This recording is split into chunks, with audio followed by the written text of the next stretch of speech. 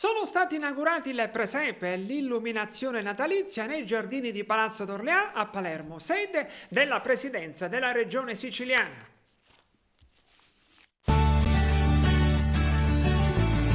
Senza fare torto a nessuno, il presepe è un luogo identitario anche.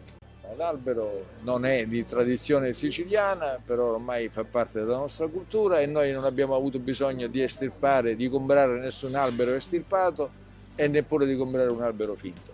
Io credo che il presepe sia anche un luogo di aggregazione, un luogo per ritrovare la famiglia e soprattutto i ricordi della e con la famiglia, anche per chi non c'è più.